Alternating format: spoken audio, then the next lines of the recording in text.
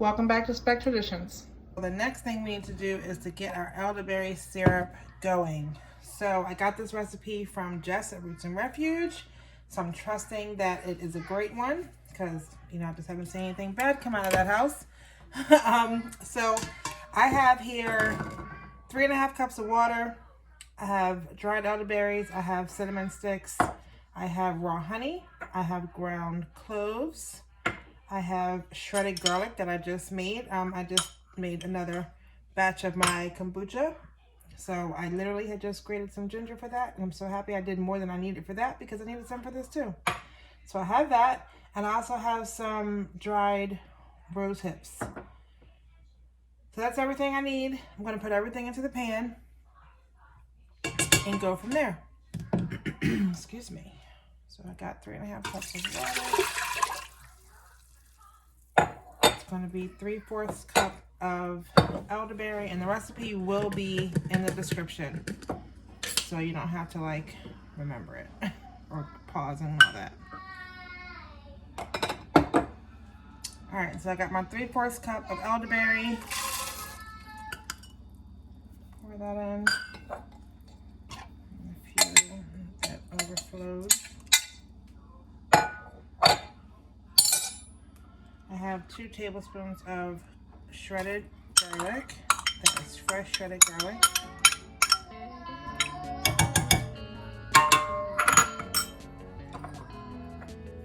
And 1 teaspoon of ground cloves.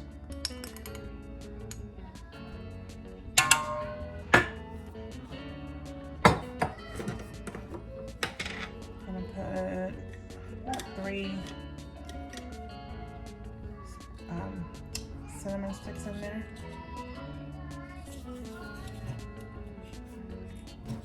And these are short ones, so I'm going to do 4. And 1/2 cup of dried rose hips.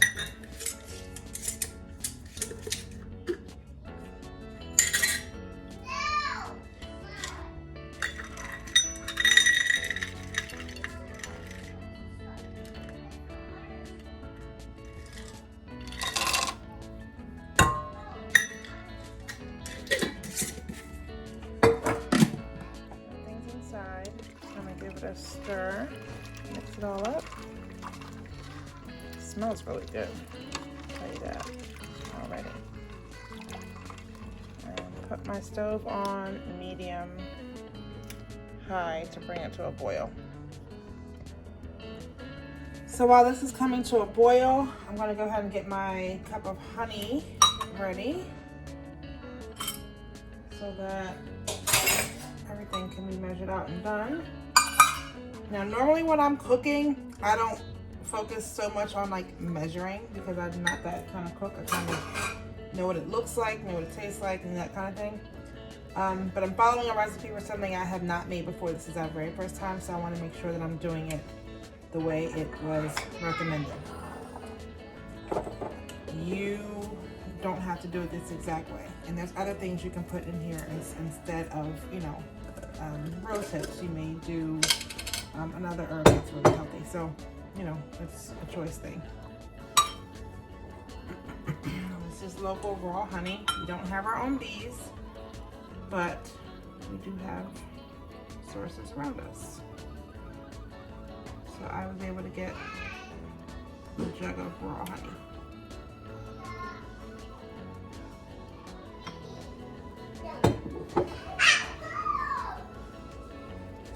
As soon as that comes to a boil, I'm going to put it on low and let it simmer covered for 45 minutes. All right, it's on low, covered, 45 minutes. I'll be back.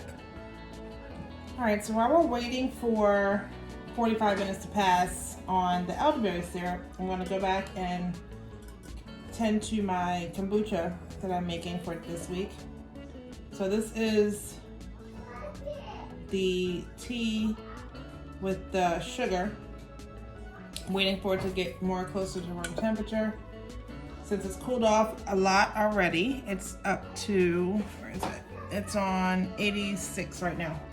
I'm going to go ahead and pour 4 more cups of room temperature water. This is bottled water because again we have well water and we do treat it, so I don't want that in my drinking water and stuff. I'm just pouring, that's 4 cups. And I need another 4 cups.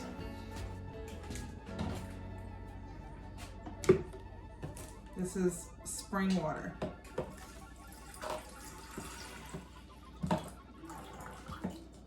I don't use filtered water from this bottled water because they put other stuff in that as well.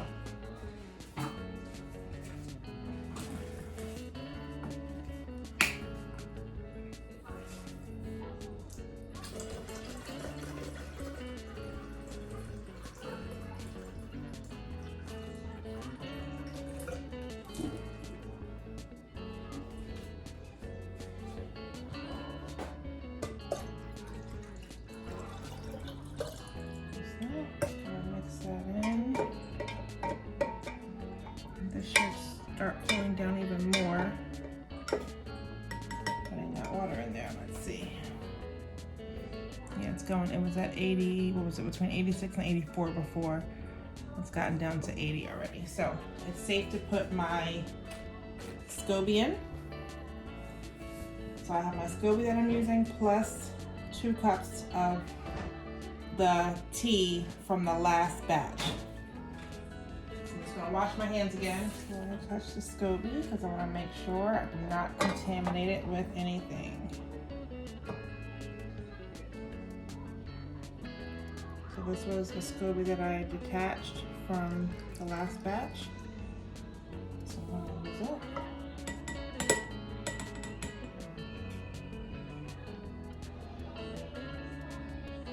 In there. And I'll pour this in there.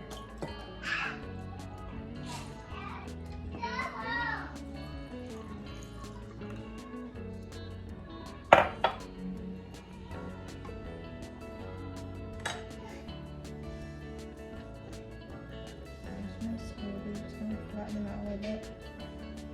There we go. Done. Comes off my hands. So I'm just going to cover it with, I use cheesecloth and I use coffee filter. You get a lot of fruit flies in here. I don't know why, but we do. So I want to make sure nothing gets in there.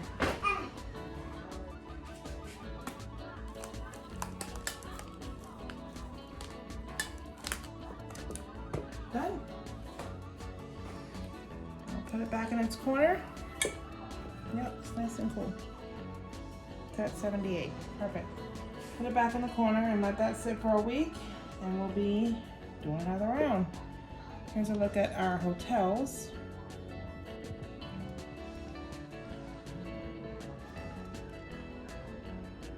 So this is the first SCOBY hotel. This is from the white Domino sugar that was used to make these. Oops, sorry, to make these ones. I needed some more liquid in here if you saw my video about that. So I just made a batch of tea without any flavor or anything and poured it in here just to give it some more because it was like really low down here. And then you can see these are pretty thick. This one is made with the Morena pure cane sugar, which is unrefined, so it's not white because it was not bleached.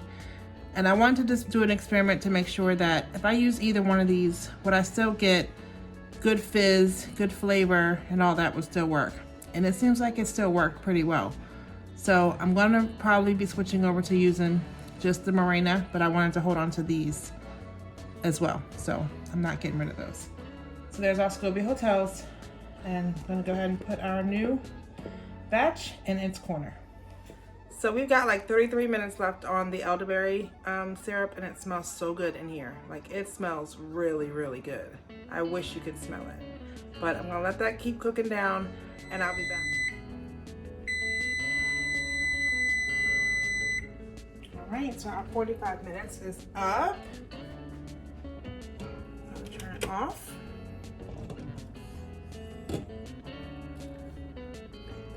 Up carefully. There's a lot of steam in there. Bring it so you can see it. Like I said, it smells amazing.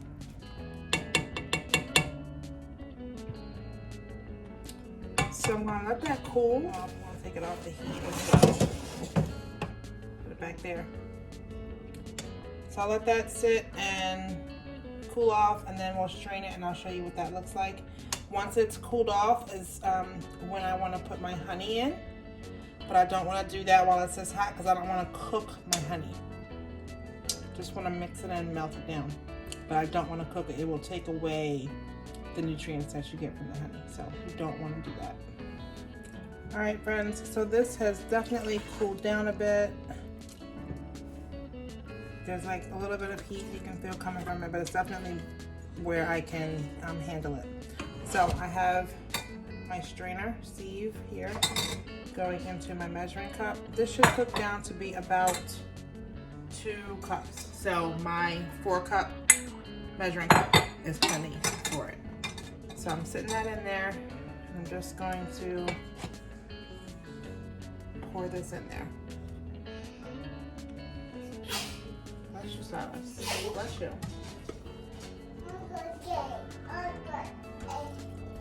Your clothes on in the house, Spencer. You're fine.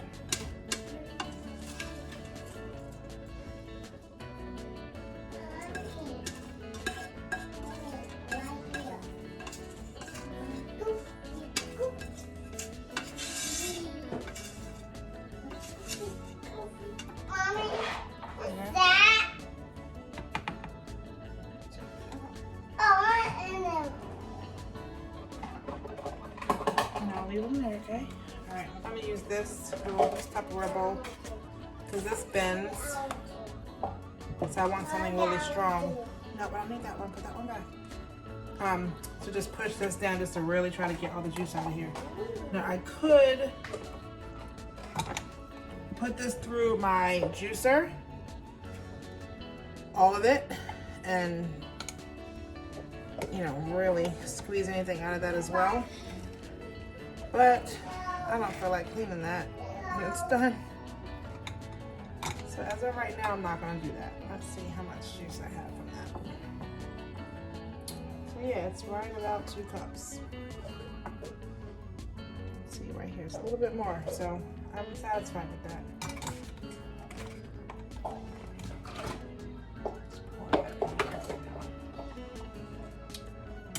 So I wanna make sure that the remnants in here are out, so I'm going to rinse my bowl, my pan, because I don't want any of that pulp in my syrup. So I'm going to pour my syrup back in the pan, since that's clean and strained.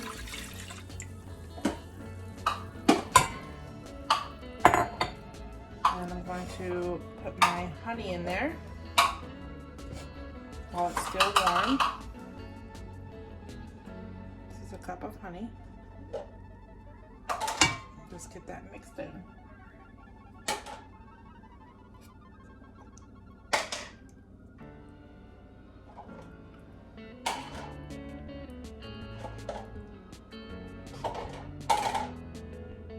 Silas, oh my gosh, baby, put those back. No. Put them back. Yeah. You don't tell mommy no. That's bad.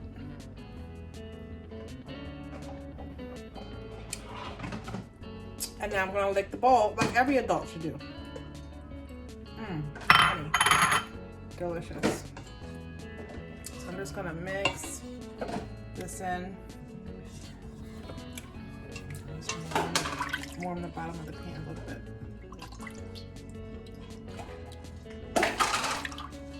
All right, so I turned the stove off. It's not, but I just wanted just to warm it a little bit, not cook it at all. Like I said, I don't want to lose any of the good properties that are in the honey. I'm just mixing that honey in there.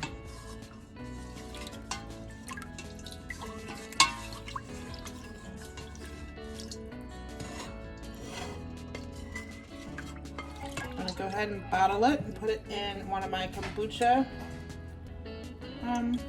bottles. A mason jar would be fine as well. Mommy, okay. If I wanted to can this, I would need to add some lemon juice to this, I believe, and then I could actually can it for the shelf. But I'm only making one batch at a time, and while we're considered a big family because we are a family of 6, I think this will be enough for us to take, a dosage every morning or every night and get us through the season. And if not, there's nothing stopping me or nothing hindering me from making another batch. Easy enough. So I'm not going to can it and do it that way. All right, so here's one of my kombucha bottles. There.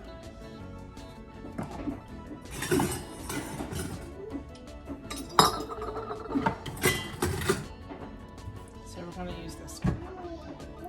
What is it? Put it back, baby. No, don't open it because we made it. You don't want to mess it up. Leave it there.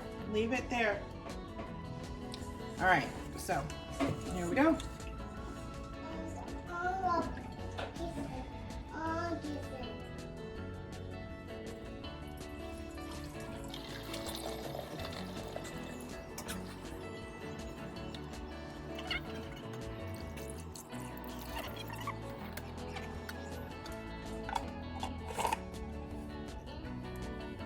Got ourselves some elderberry syrup, so I am very excited to taste this because I have not done that yet.